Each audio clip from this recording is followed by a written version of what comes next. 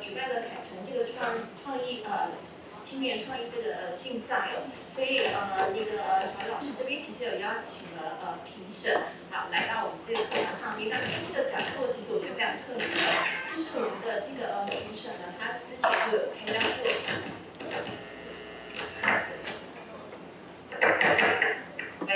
好，那这之前其实也都有参加过这样子的一个比赛，然后他又分享他这个得奖这个案例。那他是得奖的案例呢，其实在经过了不同的时间，有一些不同的一些进展跟变化。那其实如果说那天其实礼拜六、礼拜天其实有在现场看过决赛的同学呢，就会觉得非常的超值，非常值得哦。那主要是因为呢，评审呢可以在这个凯城创意节的时候呢，针对这些入围的作品呢，有了非常精辟的一些的建议跟一些指导，所以呢，这是一个非常好的一个观摩的这个机会哦。那，没有声音好，所以我会希望就是安排这样子的一个演讲这个机会呢，让同学可以知道说，我们真正的创意人，而且是国际的创意人，那他怎么去发想这个发掘他的 idea 在哪里？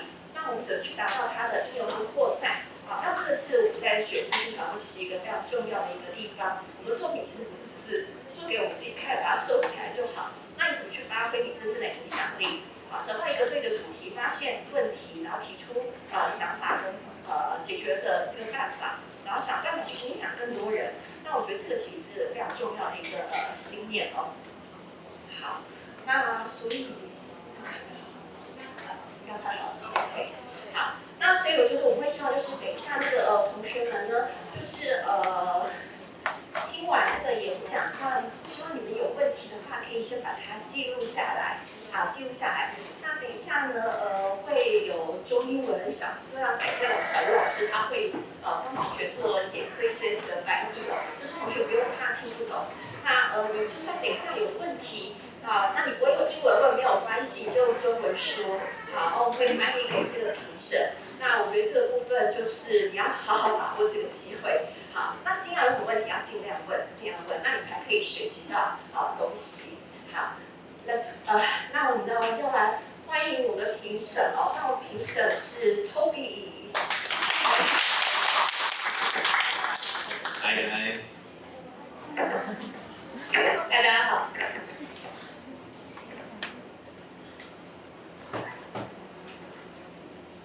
Alright, so I think, yeah, first of all, thanks for having me, and really happy to see that so many students are interested in my work in this presentation.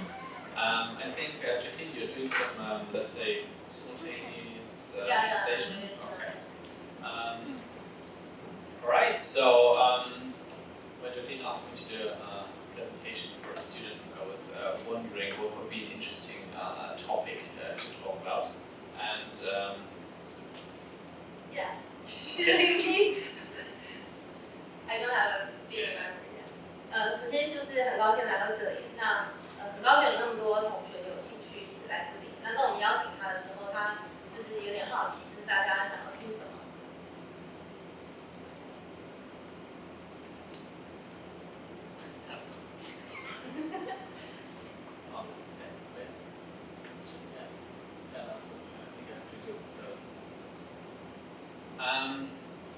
And I thought it would be interesting to talk to you about how to be an award-winning creative, because this is often what young creatives are interested about, how to actually be a creative. And I thought in my past I often got presentations where I was just shown creative work and case films, and I thought it could be interesting to look a bit behind the scenes, what it actually takes as a person, or how you have to, what are the challenges that you have to face as a person? 所以他今天想要跟大家分享的就是如何成为一个能够得奖的创意人，因为在他自己是年轻创意的时候，就是对这个议题其实他是觉得非常有兴趣。那我通常呢比较有机会看到的是个案影片，还有就是或者是说让大家看到就是一般的作品。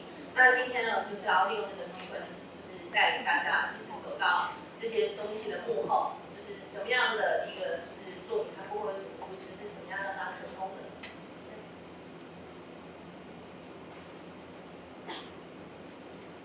But first of all, why awards? Why do we compete in award shows? Why do creatives want to win awards? Is it just about having like a shiny object in your shelf that you can brag about, or is there maybe more to it? 那首先，第一个要问的问题就是为什么得奖这么重要呢？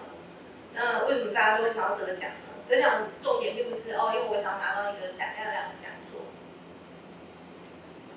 So first of all, it's in my opinion a great career opportunity. If you have awards, then it's easier to get a new job. It's easier to get a salary raise or a new position.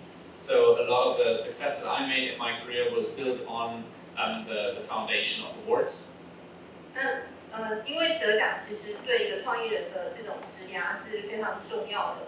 那你可能就是因为得奖，所以你可能会得到工作。那你可能会就是可以加薪，你会升职这样子。那他自己在职涯上很多重要的像刚刚提到那些机会，都是因为他得奖，所以才会获得的。But secondly, and this is even more important, it's a great growing opportunity. So you have to imagine when you work in a job, then there's often like a big team. There's an account director who does all the strategy and let's say all the arrangement for you. There's a strategist, someone does project management, someone else plans the budget, and you just have a tiny part in a project. Growing opportunity. Growing opportunity. For to grow as a person. 但是得奖最重要的，其实因为它给你个人带来成长的机会。因为在这个过程中，就是说你要就是了解很多，比如说你要从策略啊，你要从怎么预算啊，你要从就是中间会有很多你必须要成长跟学习，你才能够就是从这个个案中获得。So and suddenly when you do an awards project, it's all you. It's your project, and you suddenly have to do everything. You have to do the project management. You have to talk to people. You have to go out there. You have to manage the challenges that come with this project. And these are, let's say, opportunities that you would normally not get in your normal job. So I have to say, through award projects, I've really learned a lot, and I grew massively in my personal growth. 那假如你想做一个能够得奖的个案的话，那忽然之间你就所有事情都要做，你不只是当一个创意人，你必须要就是管理你的个案，你要变成一个就是个案的一个领导者，那你会面对非常多的挑战。那这些挑战它通常不会来自你就是一般那种就是日常会得到的那种工作，就是一般公司发给你的工作中间就是比较没有像这样的挑战。那他自己在就是创作这些能够得奖的个案中间，他自己学到非常多，那也就获得很多成长的机会。So, to tell you a bit more what it takes to work as a creative on an award project, and what is the tripwires, the failure, the personal doubts that you might have, and the overall immense challenge that you can face, I will lead you through some of the learnings that I had with this project. And when you watch case films from a lot of projects, the one thing that you don't learn, or that people don't tell you, is what happens behind the scenes. What were all the challenges that came along with the project? 那今天呢，就是为了让大家了解，就是刚刚所说的那些你可以学到的事情，所以他用他自己的作品在成大图书馆为例。那各位平常上课是有时候会看个案影片啊，但是看影片的时候，其实你看不到，就是那些创意人跟你讲后面到底发生了哪些事情，有很多的挫折，很多的失败。那今天就是我们有个很宝贵的机会来听听看，就是后面的这些故事。So yeah, especially for me when I started a career, when I was a junior and I saw these projects, it was always hard for me to imagine, okay, but how can you come up with such an idea? It seems like a massive task to concept this and to just have it within a thought in your mind. It's very hard. And yes, it is, and actually it doesn't happen like this. And I want to lead you a bit more step by step how it comes to this. 他刚开始做这个案的时候，其实他就是其实当时他也算是一个比较之前的创意，那也有很多之前的创意会说，你怎么能够想出一个这么了不起的 idea？ 像这个个案得了很多奖，可是其实个案不是从那个最了不起的地方开始的，其实是一步一步的，就是成长为这样的一个个案的。那他就要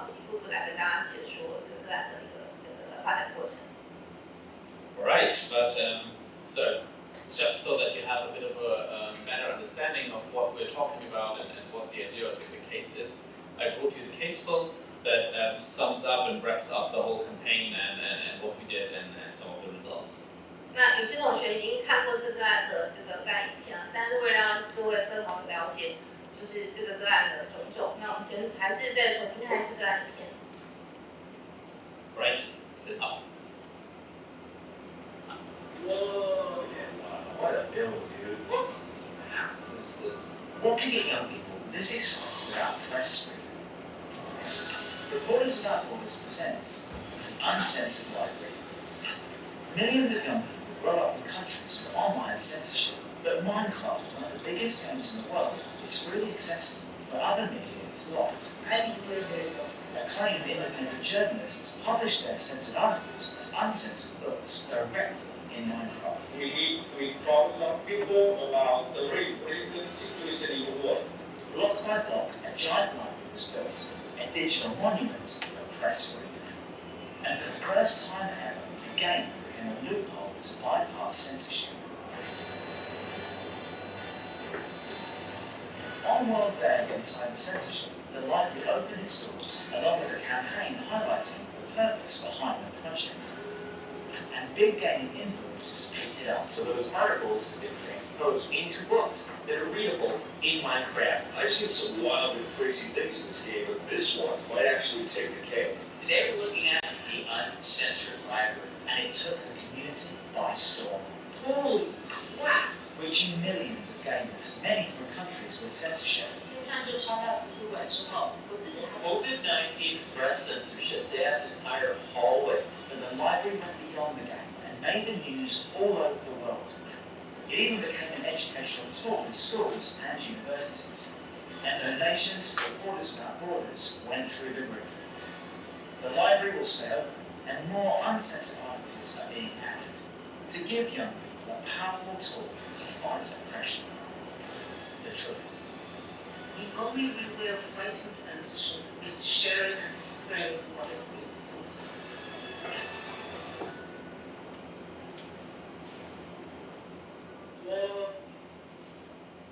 Right, let's start with a bit of a deeper dive. I think, first of all, what is important if you want to make a project is you need to have an idea. 那我们现在就来深入的进入他之前常跟那个创业的时候，他常说要进入兔子洞，对，我们就 I was just quoting what you said, going to the rabbit hole. Yeah. 就是所以我们现在要进入兔子洞，看看这个 idea 后面兔子洞到底是什么。那首先，如果你想要做一个个案的话，你必须要有一个 idea，就是创意想法。So usually what happens when you start is you sit down and you start thinking for an hour or maybe two and you don't come up with something great and you get frustrated and you think like maybe I'm not creative enough. 常常我们就是花了1小时，然后想 idea， 然后想出来之后，这时候我们心里就开始自我打击，然后我一定不是一个很好的创意。So I think it's important to know that this takes time and it's not one idea that you're looking for, it's probably a lot, maybe like 100 ideas. 首先要知道想出好创意啊，好创意想法是需要时间的，而且你要知道很重要的一件事情是，你不是在想一个创意想法，你在想100个创意想法。So if you're looking for a big idea, what you need to do is you have to search for ideas for weeks, for months, and sometimes for years, and you have to continuously sit down and make a lot of ideas. So if you make ideas and you have 10 ideas and you're looking amongst these 10 ideas, amongst the one big idea, it's probably difficult. So sometimes it helps to put yourself a goal where you say like, okay, I want to make 100 ideas, and of those 100 ideas, then maybe one is amongst them. And if not, then you have to make another 100 ideas.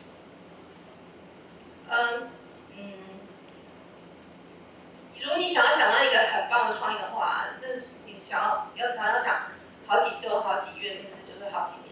那如果你只想10个 idea， 然后你想说哦，中间一个会很棒，那是很难的。如果你真的想要想一个很棒的 idea 的话，你要先设定目标，就是我要先想100个 idea。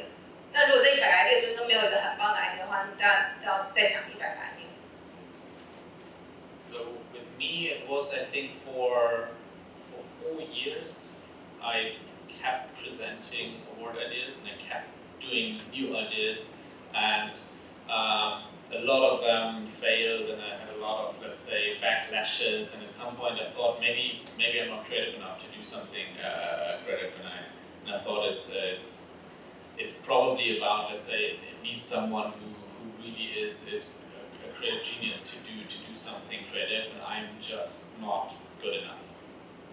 那他自己就是大概有4 years right？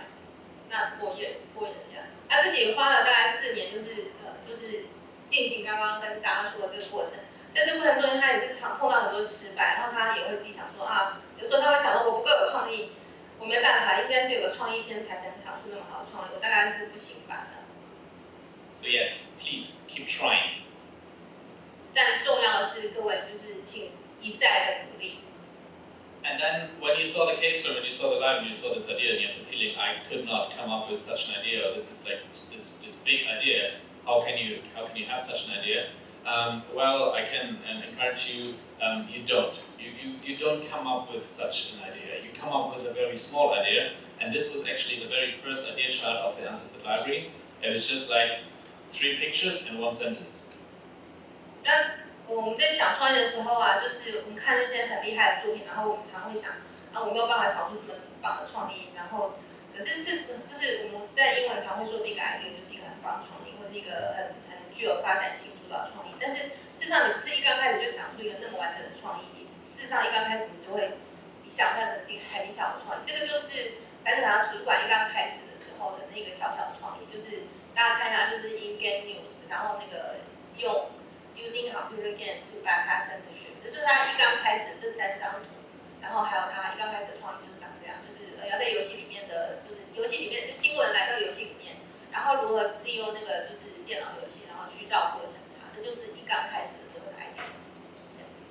So, and I think in order to start having a good idea, you should start with trying to find a good problem. So in this case, we had the problem that in a lot of countries, independent news is censored, and we want to find a loophole to get independent news back into these countries. So it was a very interesting problem that we started with first. So we were not trying to find a random idea about president. We had a problem, and the solution to the problem was supposed to be the idea. 我们并不是一刚开始就想说，哦，我想一个很好的创意想法。事实上，我们一刚开始我们想的是一个很好的问题。然后因为有这样的一个问题，然后我们才帮他想解决方案，而这个解决方案才是你的那个创意想法。像白城堂图书馆刚开始的那个问题就是很好的问题，就是世界各国有这个就是新闻审查的问题，我们要如何绕过这个审查？ And then you would probably want to make like a lot of these one chart page ideas where you just like have the very, very core of an idea, just 1 sentence, something where you think it's interesting. Don't go into social media strategies or try to roll it out yet. It's just like a nugget of a thought, a very, very rough thing in what direction it could go. And when you make like 30, 40, 50, 70 of these charts, then you can go through them and think like, what is interesting, or with what of these ideas do I have the feeling something is tickling? 当我们想 idea 的时候，你不要一刚开始就是就想说啊，我后面要怎么执行啊？因为一手最常犯错误，这句话是我讲的，就是直接开始想执行。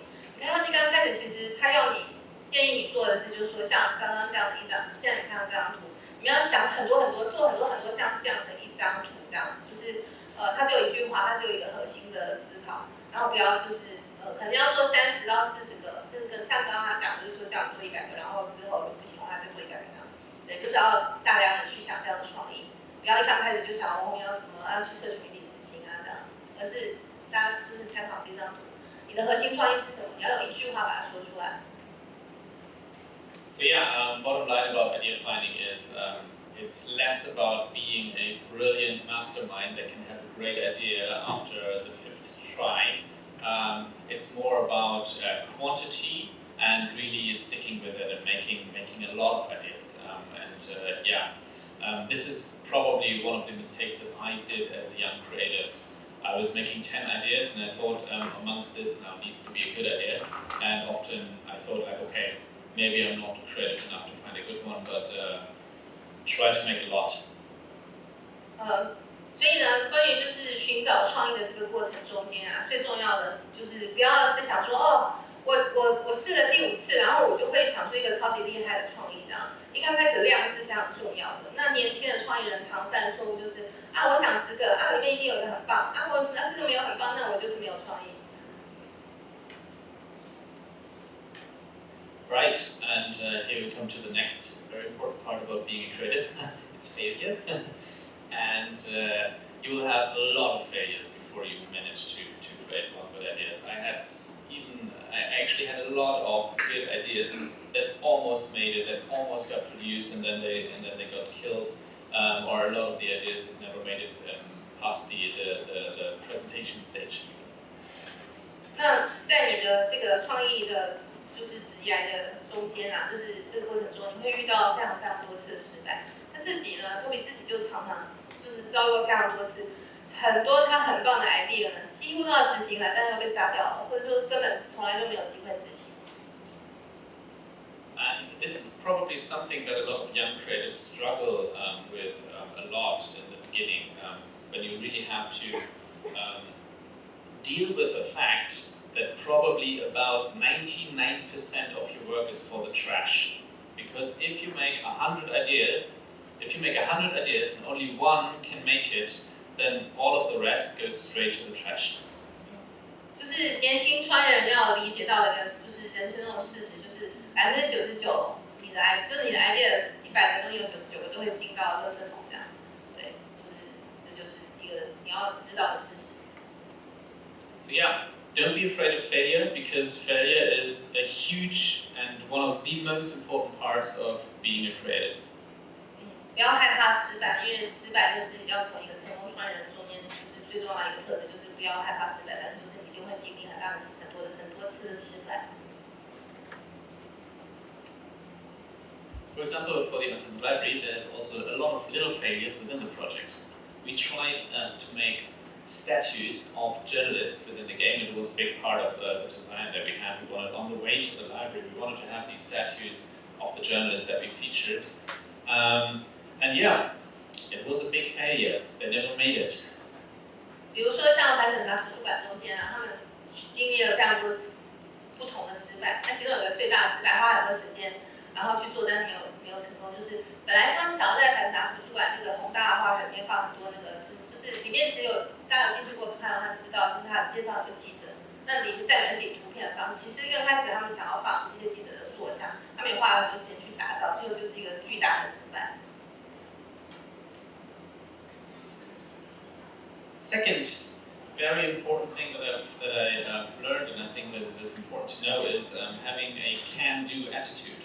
A lot of young creatives think like, okay, I cannot make such an idea, or I cannot make this or that, because I haven't learned it. I don't know how to do it, so I can't do it. 那要成为一个成功的创业人，那就是一个很重要，就是可以我做得到的这个心态。到这边有写叫 can-do attitude。不是说就是很多年轻人常犯错，就是我不会，我没做过，我没有学过，我不会做。And before I've made the project The Answers Library in Minecraft, I've never played Minecraft before. I didn't know one thing about the game. It was a complete mystery to me. I didn't know how it worked.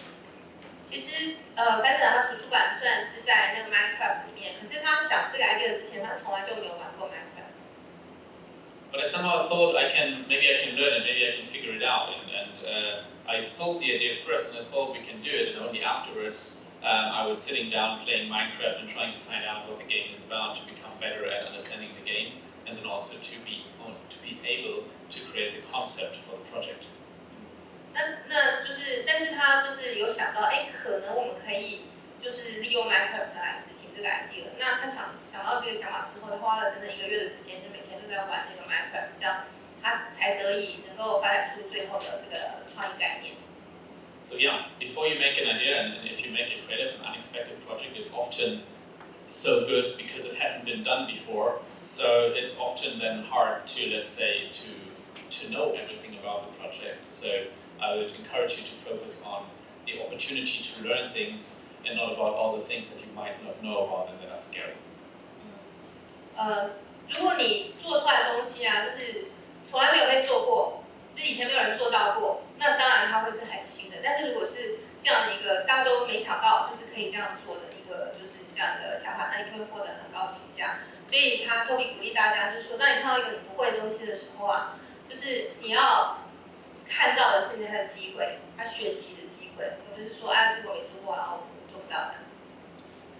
And especially as creatives in an increasingly digital world where constantly new technologies are coming up with metaverse, NFTs,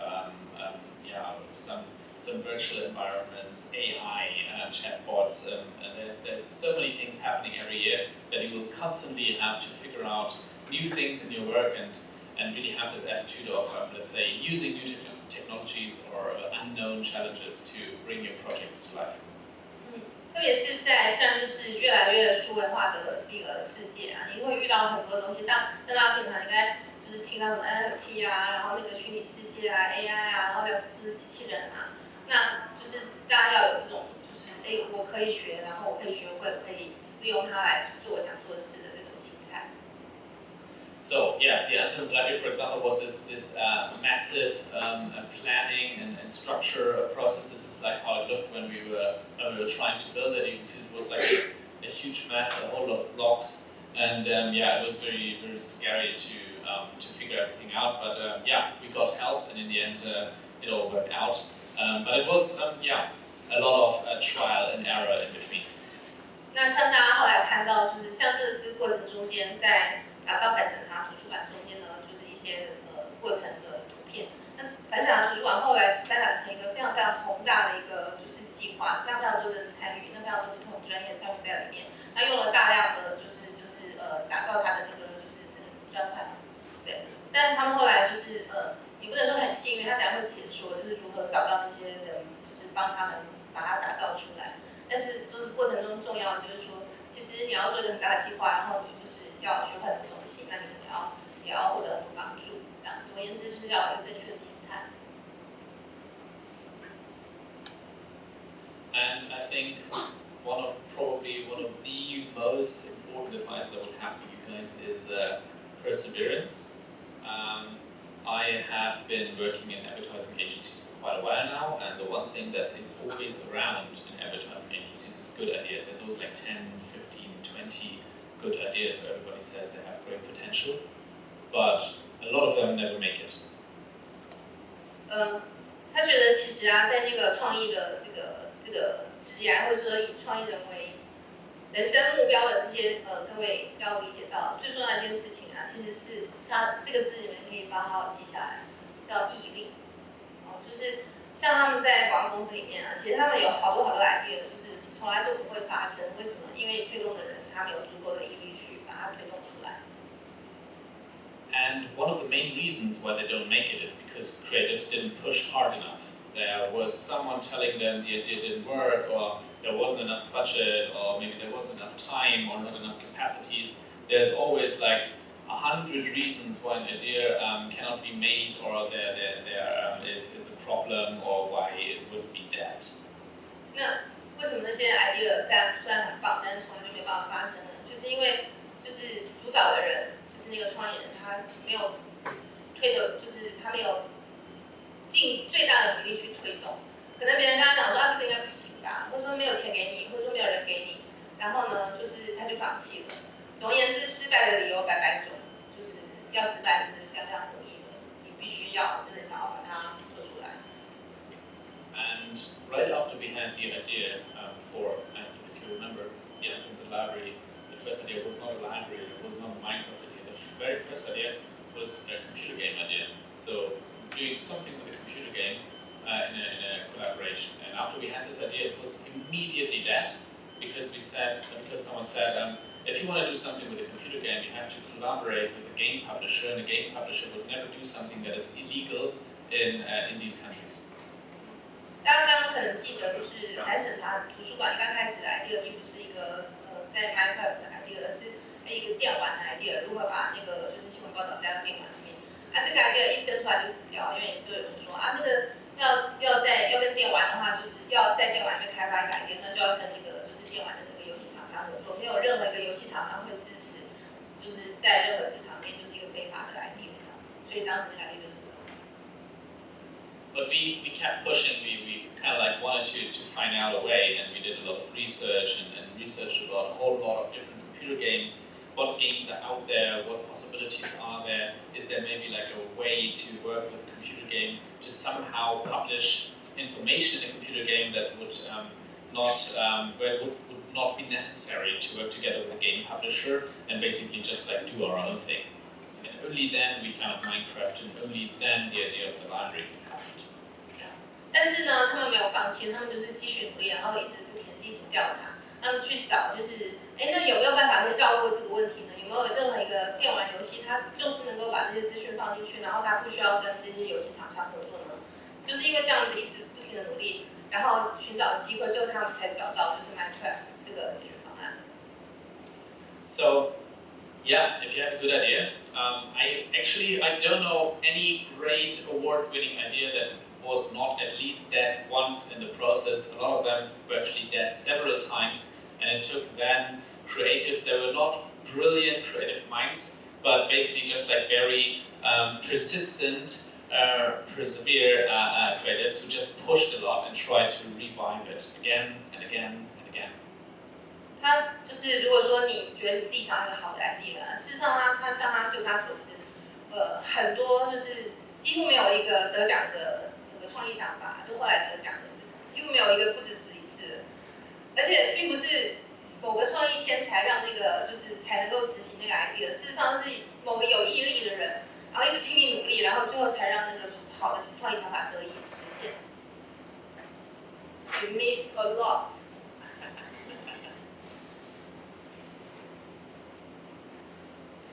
So, the second very, very important part of making a good idea is to understand that you probably don't know how to do 70% of the thing that needs to be done, and you have a lot of questions, and I think it's very important to understand that you have to share your idea, be very open for feedback, and try to find a great team and very good people to work with you on the project.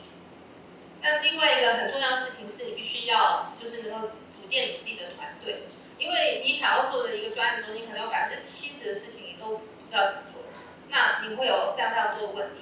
那这个时候你就是要想办法打造就是一个团队出来，然后呢把事情就是把它执行出来。So we work very hard on finding, let's say, experts in their field who would want to work with us on this project. First of all, we needed someone who built the library like Minecraft and gaming experts, but we also needed like digital experts for the website and people who made music and film editing and so on and so on. So we needed like a whole range of people, and the big problem was we had no money, so we couldn't pay them. We somehow had to convince them to work for free for us. 就像反省他图书馆里面啊，其实有非常多不同领域的专家参与。首先呢，他们需要那个就是能够打造。就是叫 builders， 在 Minecraft 你能够把那个东西建出来的团队。那另外他们需要数位专家，因为他们大家有看到他们有个很棒的网站。然后他们需要能够剪辑影片的人，因为他可能会说那个就是有一个很棒的那个在影片是非常重要的。那他们需要有很好的影片，然后就是很好的音乐去帮就是增加这个影片的感染力。那可是问题是他们没有钱，他们必须要找到这些人，而且他们必须要说服这些人就是免费跟他们合作。So what you need to do is probably, and I feel like this always helped me a lot, is when you try to build a team or when you want to get people together, it's important to get them at the table at a very early stage of the project when it's just an idea, when things can still be changed, and giving all of your team members the feeling that it is also their idea, that they can pitch in, that they can give feedback, that they can change it if they have a better idea of how to do this and that. And because we got everyone to the table, but it was not really done, a lot of these team members that we brought to the table actually changed the idea and made it better because from their field of expertise they had a different insight that we could not have known. So the project just grew, got better and stronger with the feedback and the insight from all of these experts that we drew together and discussed and brainstormed with them. 那你要打造团队的时候啊，一个很重要的点就是最好是让他们尽早就加入这个，就是你有个想法，你很早就开始找可以跟你合作的人。那让他们很早就加入这个一个一起创作的过程，因为这样会让他们会觉得说，哎，这个我想要做这个案子也是他们的。那而且呢，就是他们会能够创造，就是他们会改变你的想法，会让这个个案更好，因为他们带进他们的专业，带进他们不同的洞察，他们会给很多的回馈，然后借由就是一再的这个动脑的过程，然后这个案子就会越来越好。Because in the end, you don't want people to bring your idea to life. You want them to have the feeling that this is their idea, that they can change the idea, that they also are working on their own project, that they have ownership, and in the end, that they can be proud of what they did, that they're not just an executional or let's say a productional aspect of the idea, but a vital concepting part of it as well. And then you have people who are really full on helping you, and they're fully motivated to pitch in because they're working on their own project and not on someone else's project. 因为很重要的是，你不要让人觉得说，哎，他们是在执行你的想法，他们在实现你的想法，他们必须就是有这个权利可以改变这整个想法，他们必须能够改变，他们必须能够感受到，就是他们也拥有这个想法，他们会因为这个个案而感到骄傲。那他们不要让他们觉得就是他只是在执行你的，或他只是把你就是制作这样，那就是他们必须。就是你必须要让大家都成为，就是在这个过程中可以贡献，就是概念的这个伙伴，那他们才会获得就是一个非常好的动机，然后去一起把事情实现出来。Sometimes it's easier to ask someone for a lot of work and make them a large part of the project from the beginning, so that they have the feeling that they've really created a large part of this project and therefore can also really be proud of it, than to ask someone maybe along the process or in the end to give you a bit of little help, because then they have no connection to the project. So yeah, don't be afraid to ask people for a lot of work, a lot of free time, a lot of their time, because only when they agree to this, you know they're full on the project and they don't leave you hanging. 那这边有个就是秘诀，就是不要害怕去要求大家给你很大的帮助，因为你要求他就是投入越多，事实上他们可能就是会更感受到他在里面扮演重要角色，而且他会更感受就是对这个个案有一个就是他可以很骄傲，我做了这个个案，而不是说你就是要求别人这边小小做一点，那边小小做一点这样，不要怕去要求他们给你很多的努力，很多的时间，因为这样你才会让他们感受到他们完全是团队的一份子。So yeah, for the Answers Library, we had a good idea, but only the collaboration with partners made it great. We could have never done it ourselves. I mean, we had 5 partners, we had 75 people from 16 different countries working on this, and all of them worked for us for free, but all of them also had a big part of the project, and we made sure that they have also like their own part in the project, where they can make their own decisions, where they can have the feeling that they can bring their creative ideas to life as well. And this then led to them being really happy with the project and really making it their own project and wanting to work for this, because they saw like that this is something that creates value for them and not they create free value for us.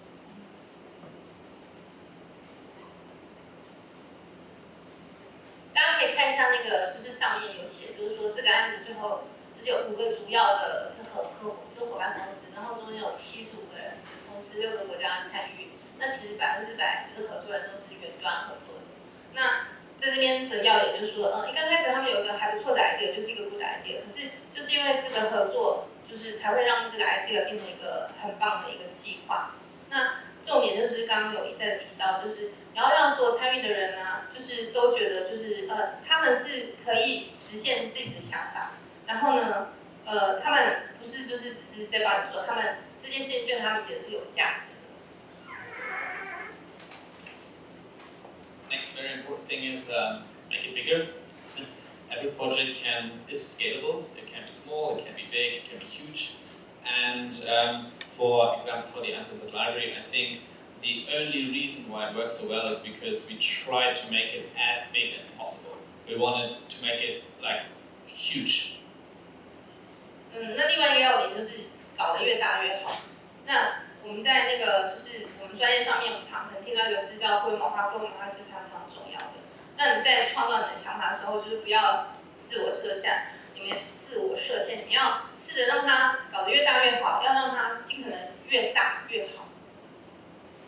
And I'm not only talking like size of the building, it's also like the campaign that you make around it, where you say like, can we make a website to it? Can we make a second film? Can we make a third film? Can we make a social media campaign? Can we maybe have a collaboration with a celebrity? Can we write to some influencers if they can share it? Can we make a donation campaign? Can we somehow do an event in the library? Can it be for a special day? Sorry if I'm talking too fast. Yeah. Since you realize, yeah, can I have a break? Yeah.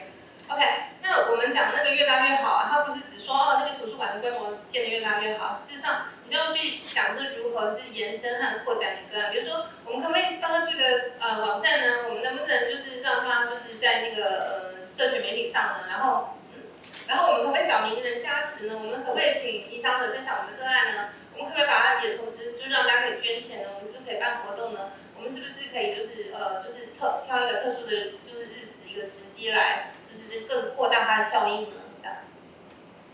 And if you try to make it bigger, it's just like a lot of trial and error. A lot of the things that we tried to make it bigger actually failed. We probably wrote to 100 gaming influencers to create videos about the project, and none of them actually made it. We didn't get any response. So it was a lot of work, and it was a massive fail as well. 那个就是在这个过程中，当你要一直就是去思考如何扩展你的个案的时候，那就是会有很多尝试错误的这种就是会发生这样。比如说，其实他们想要请那个游戏的那些影响者，就是直播主们去加持这个个案，他们写了大概给100个就是游戏影响者，没人回信。But yeah, I think it's still worth pushing for scalability and try everything you can do to make it bigger. Because the more you try to blow it up, the more capacity you also have if one thing fails. If you try it, if you have a campaign, a website, a social media here and there, if you ask an influencer, some of these things will fail. Some of these things won't work. And if you only have like 1 or 2 things with your campaign that then don't work, you don't have a campaign. But if you try like for 10, 15 things, if 3 things are failing, there's still like other things that work out. So I would always encourage you, like, let's say, try as much as possible to have diversification in your success rate. 对，就是这种一直尝试的这种，刚刚不是说的，就是写给100个人没人回应嘛？那但是还是值得去推，因为就是你越努力去推动，那你就会获得越大的能量。那就是你这里试试看，那里试试看，那可能你会失败。比如说你做10到15件事，可能中间有3个失败，但是呢，就是其他的可能就会把这个案子就是真的就是让它把它带起来。那所以你就是要，总而言之，你就是要尽力努力这样。And making things bigger is a lot of work. For example, the Uncensored Library, we wanted to make it as big as possible. There's not one stone that you can fit on top of it because this is basically the limit of the game. It was not necessary for the function of the project. So the Uncensored Library could have as well been this building. It is also in a computer game. You could have fit like 100 books in there as well, and it would have worked. So the functionality of the idea would work in both scenarios. 那其实就是你让它尽量的就是宏大，就是非常重要的。然后像它带给大家看是。其实因为 Minecraft 大家知道它里面那个游戏是很简单的，就是这个 idea 就是它实现，就是这个 idea 它如果你说要它实现它，像刚刚右边那个图，它可能本来只会长这样，就是一个正常的 Minecraft 的一个里面的那个建筑大就长这样，但是你大家看它后面建的就是这么巨大的一个图书馆，那本来可能里面只能放100本书，现在有全世界的，就是大家会进去看的话，来自全世界的，就是比如说新闻自由介绍，还有什么馆。总而言之，就是说，一定要就是尽量努力，然后去突破那个游戏本身的限制，不然的话，不然会长右边那样，或是会长左边那样。So we could have saved ourselves a lot of work if we're looking at the functionality. we could have made it smaller, the idea would have worked. But just because the idea works doesn't mean that it actually works in a campaign kind of sense, that people are actually hearing about it, that it will create awareness, because the size of the building and that it was an impressive achievement in the game to build this was then the reason why a lot of gamers heard about it and a lot of influencers talked about it and a lot of people wanted to see it. 那其实就是说，在这个过程中间，他们本来是可以偷懒的，他们其实不需要做到这么大，这个 idea 也就实现了。但他要提醒大家是说，就是你执行，你实现你的 idea， 但是不代表你个案就是会成功。他们在那个制作上面所到达的成就啊，就像后面建了这么大的图书馆，然后里面就是这么的宏大，然后这是为什么他个案就是成功的原因，因为很多人就会分享。那如果他们只是做到右边角的话，那他实现一个个案，但是他是不会成功。So yes, always trying to bring your idea to outer space. 总而言之，就是搞越大越好。And then, also very important, what is your PR story? A lot of, especially young creatives, focus so much on the idea and creating something that is fun and let's say a good execution of the idea, that they then totally forget about what happens after I launch my project. How are people to learn about it? Why would anybody want to write about it? And you can make a brilliant idea, a brilliant project. If nobody sees it, it doesn't work. 那年轻的创业人很常忘记的一件事情就是说，我不是只有做我这个个案做出来就好了，我做一个超级厉害的一个作品，然后但是呢，我忘了我把它推出到世界之后，我其实还要就是给他那个所谓就是公关的一些故事，然后要去驱动它。因为如果你做一个超级厉害的东西，没有任何人看到，那你这个案是没有用的。你必须去思考，为什么任何人他要关心我的个案，他要在乎我的个案呢？那你必须要进行这个所谓的公关的这种推动。And PR is a lot of work that you have to plan very early in your process. You have to make a press kit. You have to write a press release. You need to have people who have contacts to the press. You need to think about what is my key visuals for the campaign. You have to pre-write headlines. You need to ideally have a few PR people who also have personal contacts to the press. And if not, you have to see that PR is often writing a lot of emails, and you have to write hundreds of emails. And from 100 emails, maybe 3 or 5 then will be a success. So the amount of emails versus the success is something that really needs to be considered.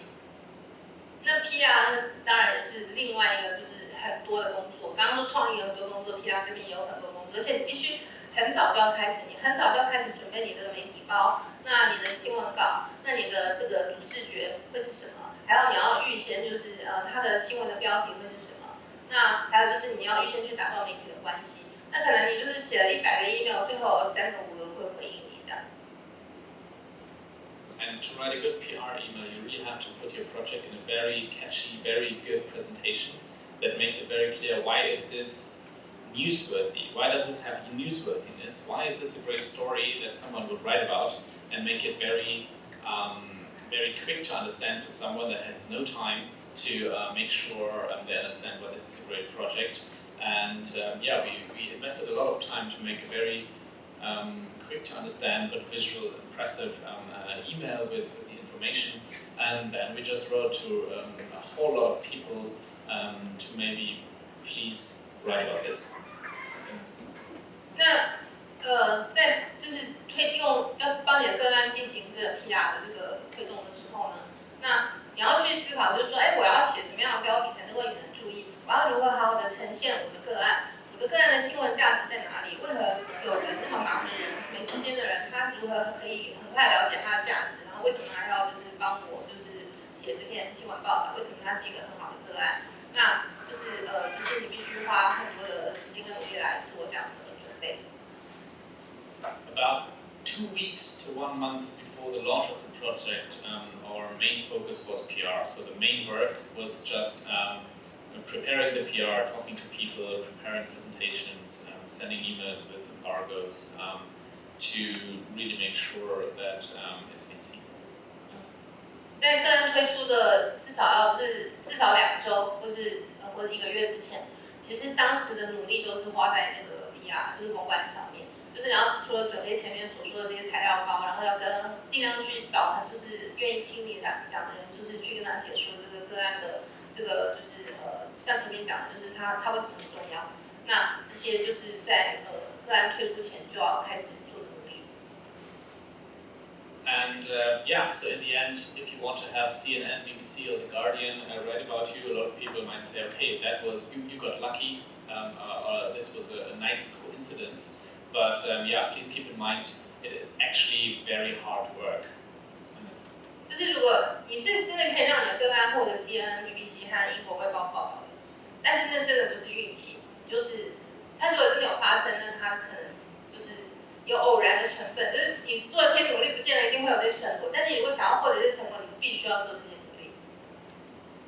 And I've seen it a couple of times that very good creatives put all the efforts in executing a great idea, made a great campaign, but they totally forgot about PR. They launched the project and nothing happened, and they get very frustrated. So please, if you put a lot of effort in your work, also put a lot of effort in PR.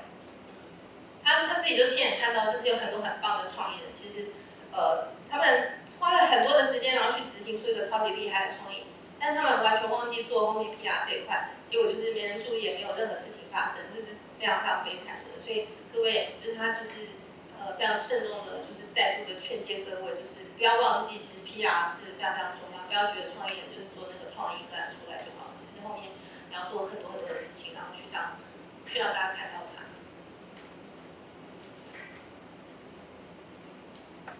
And circling back to the winning an award, after you've launched your campaign, after you did successful PR, then the next big project starts for you. You have to create a case, you have to search for all the results, and a lot of creators do the mistake that they focus 100% on making some great campaign, and only then after it launched, after they got all the results and so on, then they think about making a case.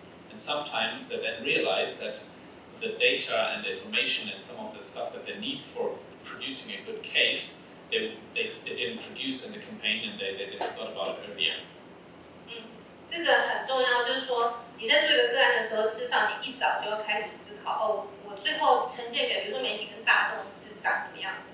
在这个过程中，我可能就要开始，比如说一刚开始就要先思考说我的个案会引起什么样的标题，那记者可能会怎么看它，大众会怎么看它，而且我在这个过程中间，我就要收集很多很多的素材。很多人都忘记，就是在过程中收集很多很多的素材。他们可能最后就是我做了一个个案，然后我做了一个案影片介绍我的个案，可是你忘记就是去讲这个个案整体的故事，然后你也没有足够的材料去支持你的这个公关的故事。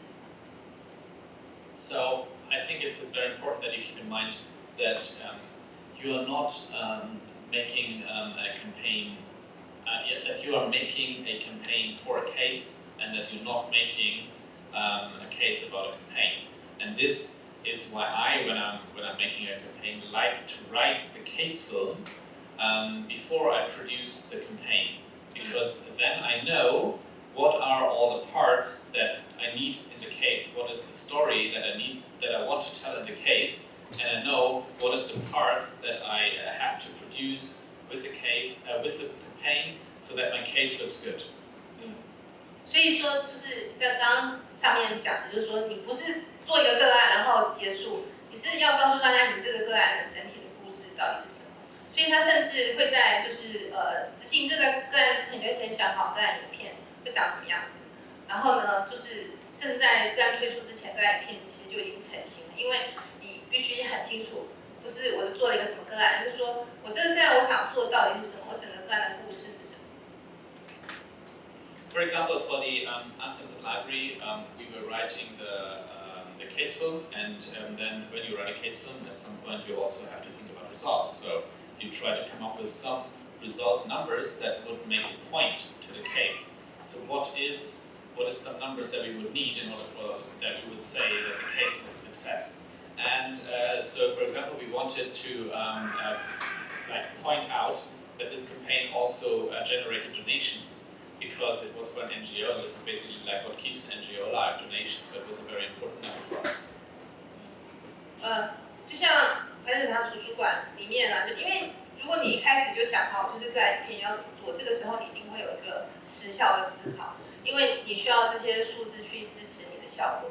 比如说像他们在白纸堂图书馆后面，他们就是有想到说，后面也要讲说我们如何增加了这个记者无国界组织的捐赠，因为对非营利组织来说啊，做一个推广案，然后获得个案，就是获得捐赠是非常重要的。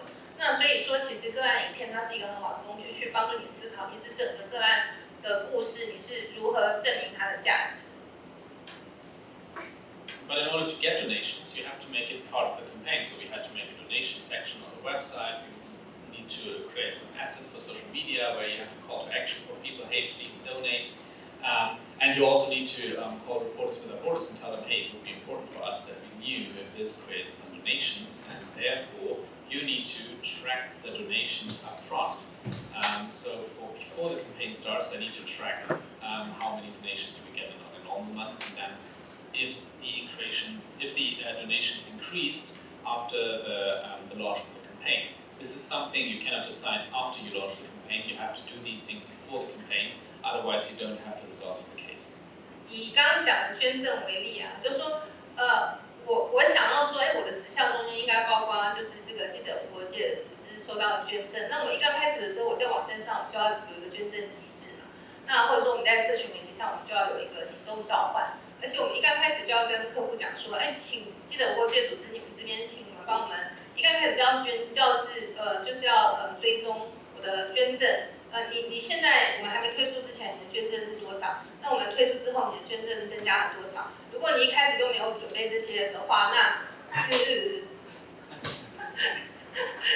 你根本没有办法去证明你的个案就是有什么效果，那你的个案影片就是中间当然会有办法呈现这些效果。所以这些前期就是这些后面这些你个案影片要长什么样子，你刚开始就要想好，因为它事实上它会回头去就是回头去影响你的这个个案里面的所有的一个组成的一个元件。那还有就是你要所有参与的人，他必须有一些什么样就是相应的行为来配合。And since that was a lot of theory about how you have to work with the process, I brought you another film that explains a bit more in detail about the making of and the building of the library. 刚刚好像讲了很多就是该如何做的理论部分，那现在有一个就是后面的那个一个影片，就是他们当时到底做了哪些事情，然后让这个个案可以成功。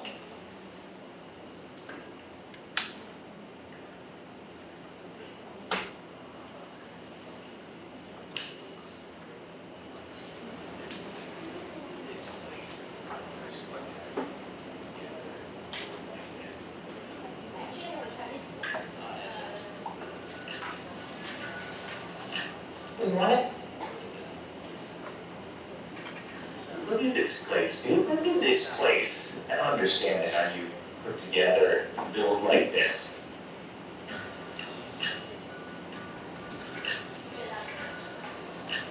We wanted to find a creative way to bypass online censorship in oppressive countries and bring independent journalism back to young people, but also fascinate them with difficult topics such as press freedom.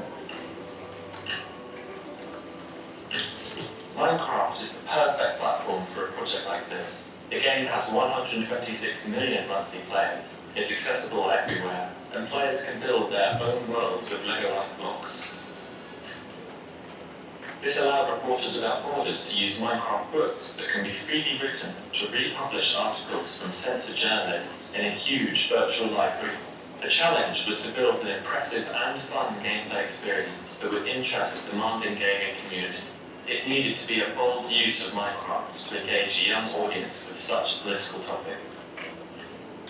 The project's website was important to give background information about the project and raise awareness for our cause. Visitors could also find an interactive walkthrough accessible for everyone who doesn't play Minecraft.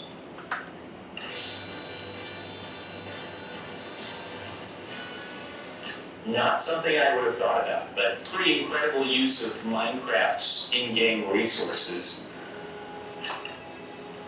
and it makes a difference in the world. Pretty powerful stuff. Really cool.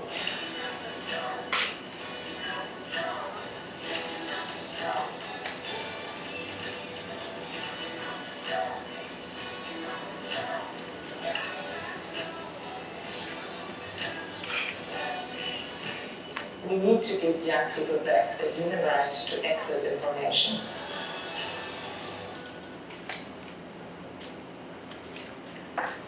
Alright, and a very quick view into another project I did is I wrote this because I think it's one of the best examples for trial and error, a lot of failure, and the persistence of wanting to do it.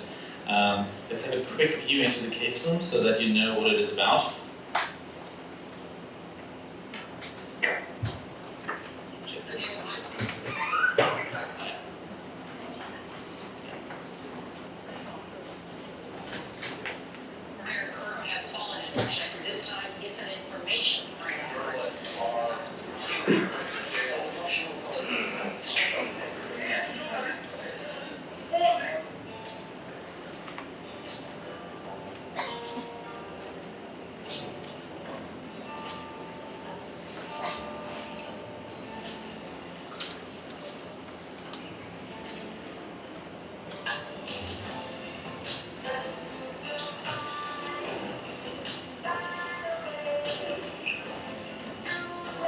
It's quite easy to use. You can just search for the lottery numbers on social media and an account will show up.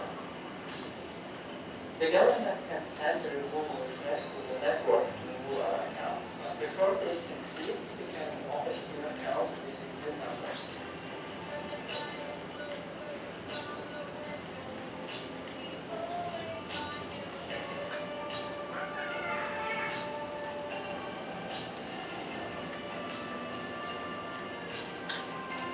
Then inviting all independent journalists out there to use it in their accounts to help us fight censorship.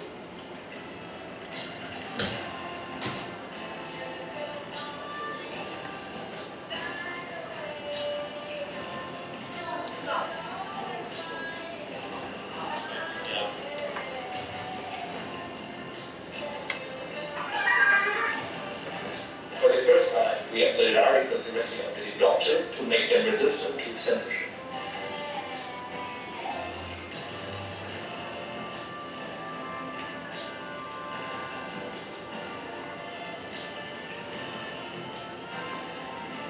All donations are used to make blocked news websites available again in Russia.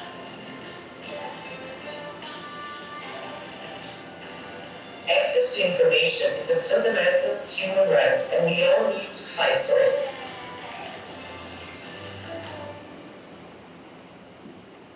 Can I放 donation before? Yes, of course, please. 刚刚大家看这个个案影片啊，就他刚刚有讲很多就是如何推广你的个案。那大家有空的话可以上那个反审查图书馆的网站。我刚跑去厕所回来。对啊，就是他里面大家看到他就是如何做 PR， 如何跟影响者，如何去访问那些记者，如何执行，如何呈现那个价值，然后里面的数字什么的，就是他都有讲的。那刚刚后来放了一个个案，我的课的同学应该有看过，就是赢的是真相。对，就是是他们最新的，就是那个也是续集，那他们利用那个乐透的号码，然后让所有人就是因为在集权国家，它这个就是它会你做了一些新闻的一些，比如说账号就把你封掉，所以它必须要比政府更快。那他们如果用比政府更快，他们就是用乐透的号码。OK, please. So I think it's a good example to review some of the things that we just talked about. Because, I mean, first of all, this campaign was not the campaign that you see right now. In the beginning, it was like a different campaign where we thought we could use the lottery numbers as a URL to mirror news websites that got censored. So we wanted to create a new URL, a new website, every time it got censored. Well, and every time the new lottery numbers come out. 就是一刚开始的时候，他们的想法是说，我们可以用彩券的号码，就是做一个 URL。那每次彩券出来的话，那就是会马上有个新的就是 URL 的一个网站，然后可以让大家接触到就是新闻。所以他现在用这个来做例子，就是告诉大家就是整个 idea 它是怎么演变的。So, and again, this idea was immediately dead because we found out that creating a new URL that you have to buy and it takes some time and so on and so on. The time frame it takes to set it up is way too long and it's way too costly, and therefore the idea was not feasible and got immediately killed. 那这个 idea 就是一出来也是马上死掉，因为他发现啊，原来这个弄一个 URL 我还要去买那个网址，其实网址也是挺贵的，而且整个设立这网站过程是花很多时间、花太多钱，所以把它死掉了。And only because we then decided we're not willing to give up yet. We thought we want to revive it because we somewhat liked the hack with the lottery numbers, and we were thinking about it again and again. And made a new presentation. In the end, we found out, or let's say we asked ourselves, maybe if an URL is too difficult, maybe we could do it on social media. It could work on Twitter, and we did a small test, and it kind of worked. And so we changed the idea and presented it again. 但是他们当然不愿意放弃，因为他们觉得这个就是这个创意小法后面那个用彩券号码这个想法，他们非常非常喜欢。所以如果 URL 不行的话，那要不要试试看社群媒体呢？于是他们就去试试看 Twitter， 然后进行了小规模的测试，之后发现这个 idea 就是可行的，于是他们又再做提案。So we presented it again, and they said, okay, it might be interesting, but it didn't really go through. We didn't really get a green light, and then I think it was lying around for 8 months or so, and we tried to present it again and again, and then only finally, after almost a year, we got a green light to produce it from our own agency, so internally. 他们把就是这个测试过小规模测试过可行，就是用 Twitter 这个想法，然后去提案。那客户觉得可能好像还行，但是他们也没有就是准他们执行。那在这个过程中间又拖掉了8个月，但是他们在过程中间就是一提再提，就是一直不停的想办法，就是再去提案。那后来就是花了1年之后，他们首先在内部提案的时候就获得通过了。So then we didn't sell it to the client yet, so we had to bring it to the client and we presented it to the client, and they were like, yeah, they might like it, but they were not sure. And at the client, it was then lying around for another 3 months until we could present it to the managing director in Germany, and we had to change the presentation again. And first they didn't want to do it, and then they said like, okay, we can go ahead. 那内部通过之后，他们就去跟那个客户提案。一刚开始当然是接触到客户中间的这些就是负责人这样，他们觉得不错啊，而且也不太确定啊。然后又花了3个月，然后他们终于找到个机会跟那个记者国际组织的德国总经理提案。那这过程中，他们又要重新改那个提案，然后让客户比较容易接受的。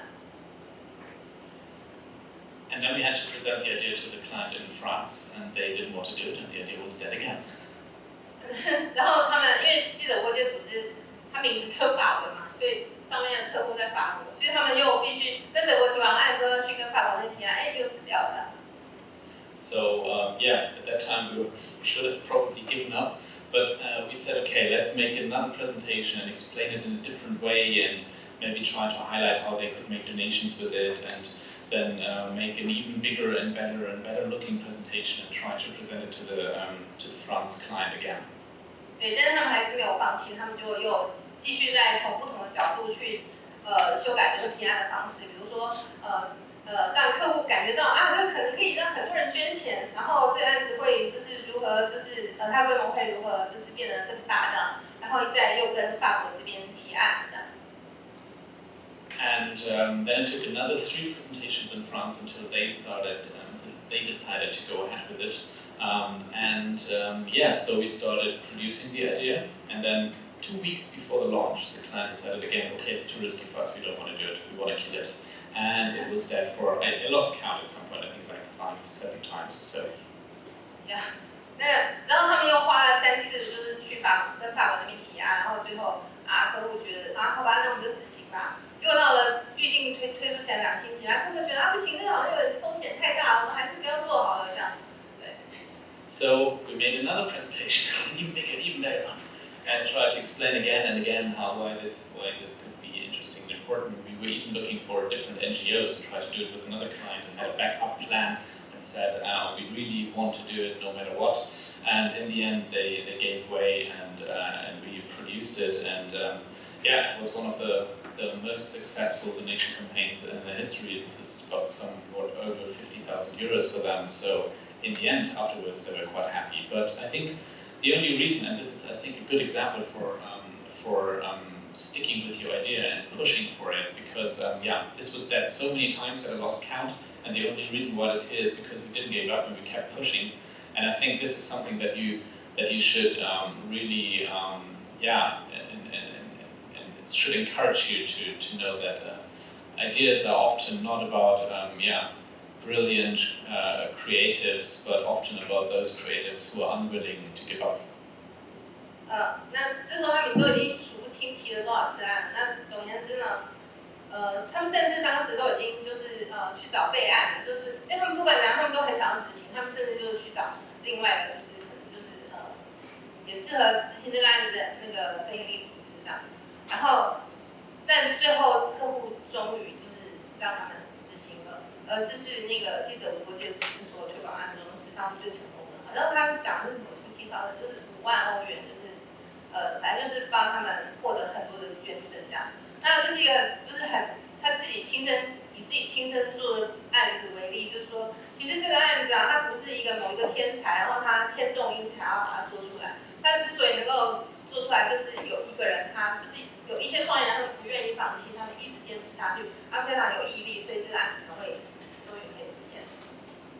And I think it also is a good example for scalability or the potential of an idea to grow, because this is actually a very, very small idea. You just, everybody here can open or can produce this idea in 5 minutes on their mobile phones. You open a Twitter account, you put in the current lottery numbers, and you set up a tweet with some random news that you copy paste in there. It's very, very simple, and it's very, let's say, easy to produce, and the only way why the campaign worked is then because we tried to make it as big as possible and to make the execution as good as possible.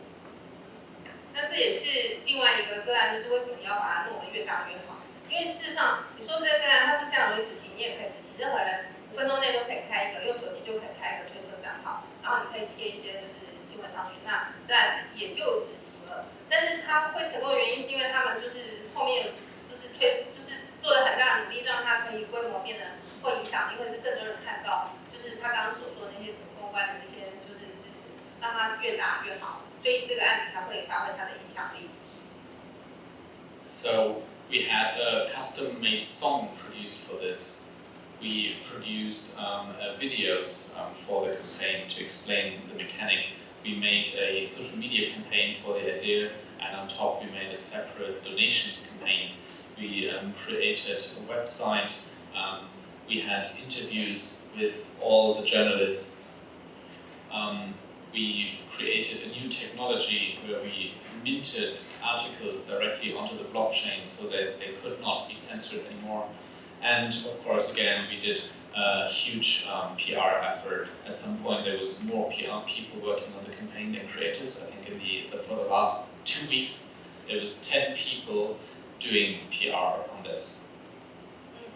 那比如说像刚刚不是说延伸啊，做了10到15件事情啊，他们的个案有自己的专属主题歌，还有就是有做了很多自己影片去推广，然后他们有自己的社群媒体，然后他们做了那个捐赠的机制，他们去访问了这些就是很多的记者，就是也同时推动，然后也获得他们的内容，然后他们用了区块链，用这些新科技，然后呢就是让他就是任何人都不可能就是去审查掉这些内容这样子，而且他们就是做了非常大的努力，在刚刚所说的 PR 上面，在某个阶段，在案子推出了2周啊，就是有大概10个就是人负责公关在推这个个案，比那个参与的创意人还要多。So yeah, I think it's a good example for an idea where you really had to push hard to make it come alive in the first place, and where you also really had to work hard to make it big, because it was a very small idea, and we wanted to make it a big campaign that got attention. 那上面的例子希望可以让大家理解，就是说，当然社会创业人你要很努力去创造一个就是执行的非常棒的个案，但是呢，你就是也要非常努力，就是去推动它，更多人知道。那你你的小小的个案才会变成一个你的小小的一个创意想法就会变成一个很大的一个创意想法。Right, and this would already be it from my part, and I thought we could just have an open discussion where you can ask questions or ask me anything that you want to know, maybe how it is to work in an agency, or how it is to work as a creative, how much headache, tears, or impression I had to put in a campaign, everything that is behind the scenes that happens at late night, something that you don't talk about in the, let's say, shiny award spotlight, but what happens before, or what actually also is about the emotional part to do such a campaign, or what it means to actually fail with an idea. 现在进行到我们台湾学生最不会利用的阶段，就是 Q&A 阶段。好，到底有任何问题吗？ Oh, there's a question there, right there. Ready. Okay, go ahead. Microphone.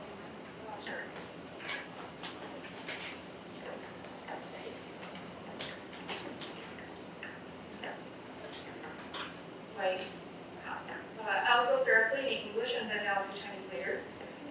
So thank you for sharing, that was awesome. I do have a question about the case earlier that you shared about the lottery ones. What was the biggest concern from the client side? Because from my understanding, the specific nature of this client, they shouldn't be afraid to ruffle competitors. So I guess aside from being risky, there must be some other factors that made them say no in the first place. And what was it? Thank you. Sorry, do you want to translate the question? She can do the translation.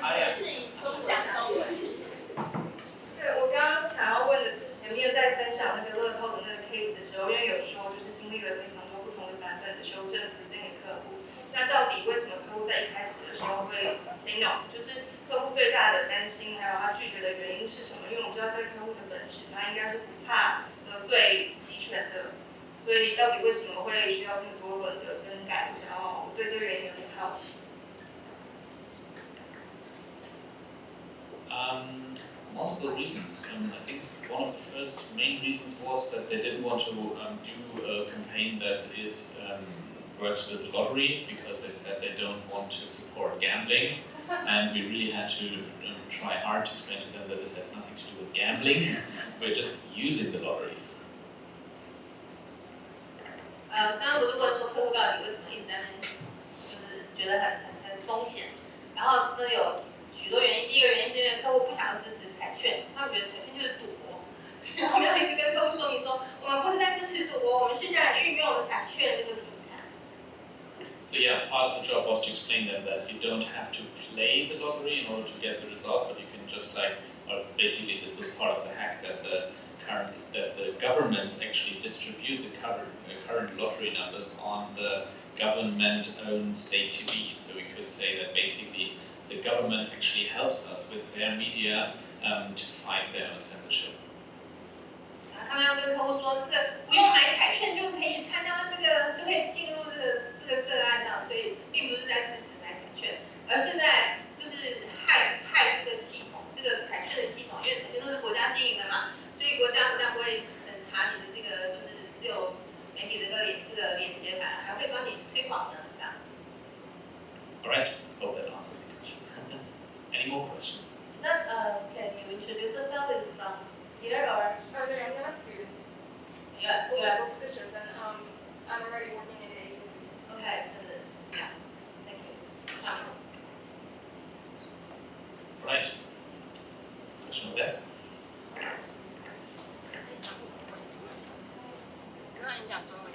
就是我想要问，是刚刚前面有说是在做专案的时候，是和很多人一起合作，和很多人一起组起来，才有不同的观点可以去修正修改。但其中就是有没有遇过，可能太多人的观念分歧，然后没有办法汇流，或者是说最后是怎么汇整，就是让这个专案同时有不同的观点可以修正，然后又可以往我们理想中的方向进行，这样。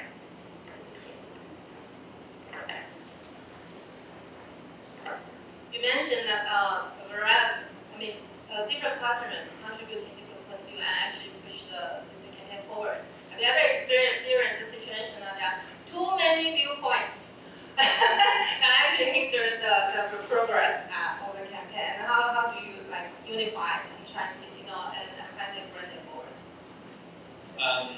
Yeah, a very good question. I think you should always try to keep the main focus of the core idea of what it is, and let's say never lose focus of this, but then make smaller things around it. And in our, we did a lot of things for the Incident Library, for example, that then were not part of the main campaign, or that we didn't highlight. So, for example, there's a social media campaign that works for itself, and then there was a PR campaign that the two of them had not much to do with each other. And also the whole PR effort and the press kit and so on was basically something that happened in the background. So of course there is a lot of different aspects that you have to keep in mind, but that do not necessarily become part of the communication. The communication should be actually very easy to understand, a great key visual, a good name, and then you explain very simply what you have to do with it, and the rest is then basically like how you design the user experience in each channel. You then have to decide what is my call to action in the social media campaign, where you target gamers. You have a call to action, go to the game, but when you have the press release, where you reach probably a lot of people that don't play the game, you then have to, for example, reroute them to the website, and they would then probably be more into the donation information topic interested. So it's a good question. It's very complex, but yeah, it's important to keep focus on the main idea. 这是一个很好的问题。那要诀就是说你要保持那个焦点，就是你核心的 idea 是什么，那你就是这件事情要管理好这样。那至于其他就是围绕着这个个案开发的一些其他小小的，就是各式各样的事情，你不用每个都去就要去控制它的。比如说像可能他社群他想要跟那些游戏玩家谈，那可能就是他们有他们就是自己适合的一个沟通方式，或者说他的公关他跟某些族群去沟通这样。那比如说像那个没有在玩那个 Minecraft 的人，还可以去进入这个 library， 对，还可以去进去就是去捐献。那可能他们就是跟他沟通的方式就是不用像我跟游戏玩家就是一定要这样讲这样讲这样。总而言之就是说你要掌握的是你这个个案的沟通，比如说他主要的沟通点是什么，然后他必须足够容易了解，然后他的主视觉必须很清楚，他要知道。那至于其他这些部分的话，就是不用什么都要是在我的掌握之中这样子，对。And it was actually my CCO back at the time said to me, we made such a great website that is like, it has a walkthrough and we put a lot of effort and money into the website. We need to highlight the website more because the website is so special. And I said, no, it's not about a library on a nice website, it's about a library in a computer game that bypasses censorship in a computer game. So we deliberately decided that yes, we put a lot of effort in the website, but it was only a side part of the core idea. The focus was always on a library in a computer game. 比如说像那个他们不是做了一个超级厉害的网站嘛，然后他当时的那个创意长就跟他说，那我们也要跟大家讲一下，说我们这个网站真的很厉害啊。然后他说没有，重点不是这个，重点不是我们有一个图书馆在那个网站上，重点是我们有个图书馆在这个 Minecraft 里面。然后虽然这个网站做的超厉害，而且他们也市场付了很多的钱，就是给那个就是网站人，但是总而言之，那只是这个个案中间的就是旁边的一部分而已，它并不是它的就是主要重点，它主要重点就是在 Minecraft 里面那个。Right, more questions over there.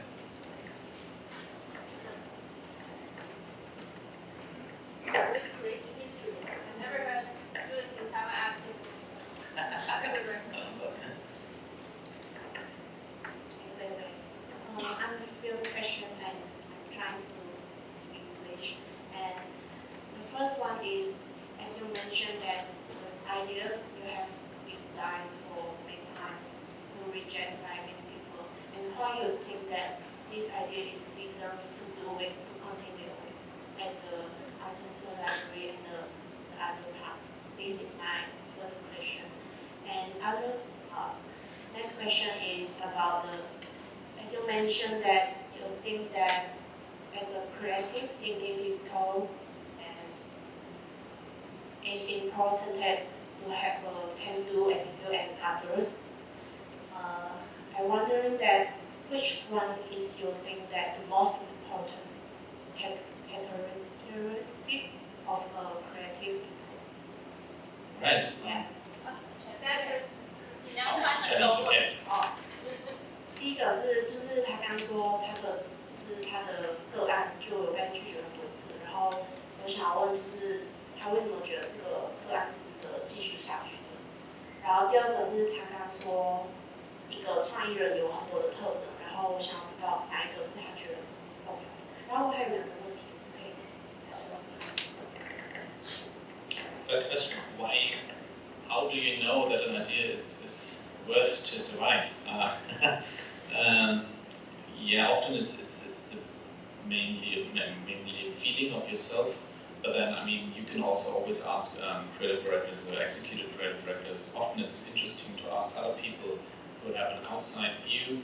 Often, you're in love with your own idea, but some other people might have a different view. So I think this is always interesting to ask other people. And then secondly, sometimes you can feel, with the Uncensored Library, we had a very, very strong feeling that this is something special. And also, everyone we presented this to were you could feel like people were fascinated by the idea, and it got people's attention. So you knew, okay, we have a simple idea that is, let's say, easy to understand, but where you felt like, okay, it has a bit of a, let's say, magic to it, where people got fascinated about the idea. So we had a very strong feeling that we wanted to do it, and that if we do it, also will be successful. This gave us a lot of motivation to, let's say, push for it. 先回答你第一个问题哦，就是为什么觉得这个 idea 是值得继续？首先就是自己感觉，就是自己会感觉到，就是它还不错，但是很重要是这样，你要获得外面的，就是其他人的想法，这样不要只是陷入与自己 idea 的热恋这样子。那第二个是说，其实你可以看一下大家的反应，就是当你比如说他们去跟 partner 去客户什么提案的时候，大家的反应让他就是可以肯定，就是说，这是一个很简单的，然后 idea 是很容易理解的这样。And I think for an idea, it's often just also a feeling, how you feel about it. I think if you wanna go through with such an idea, like all the late nights, the weekends, the hard work, you really have to love the idea. You really want to put passion into it. If you don't feel that love and that passion about the idea, to really want to work hard, and someone said like stop working, you still want to continue working. If you don't feel that, then maybe you shouldn't push. 因为如果说你想要让一个 idea， 就是主要其实就是你怎么知道这个 idea 好，你就是看他够不够爱它。因为你要为这个 idea 就是要熬夜啊，然后要做出超级多的努力啊，像他其实有讲，他就写了好多 email， 他手都发炎了这样。那如果你不够爱这个 idea， 你根本不可能这么努力，所以你就是从这点，你愿不愿意够不够爱它，你就可以知道它是不是一个很好的 idea。And yeah, second most important trait about a creative, I think of course you should know your craft. This is like the visuals and let's say the execution of the idea is professionally done. So of course it's in the beginning it's always good to try to get better at your craft, but then to actually get through with an idea. And yeah, I think here it is the perseverance part is very important. Pushing part, and this starts from the beginning. Like you have to stick to making an idea. You don't have to give up coming up with new ideas, and you never know when it ends. So to make a lot of ideas is already part of sticking to it, and then let's say fighting for the idea to get it approved. Again, you really have to stick to it, and then again when it dies, you have to get up again. You have to make a new presentation and so on and so on. So. A lot of the creative process is then to, let's say, first be passionate about an idea, but then to really work hard to get it through all the stages. 第二个问题是说，一个好的创意人应该具有哪些优点？首先，你的专业能力一定要到达某个程度，对，那这是最重要的。但是第二个还是最重要的是你的毅力，就是因为当你有 idea 的时候，你必须要为它努力，要为它去对抗，然后要它死掉，你要想办法让它重新活过来。那必须永不放弃。他刚刚一直讲毅力这件事情，就是应该就是最重要的。但专业能力也要到达一定的程度。Right. Hope that answers the question. Question over there.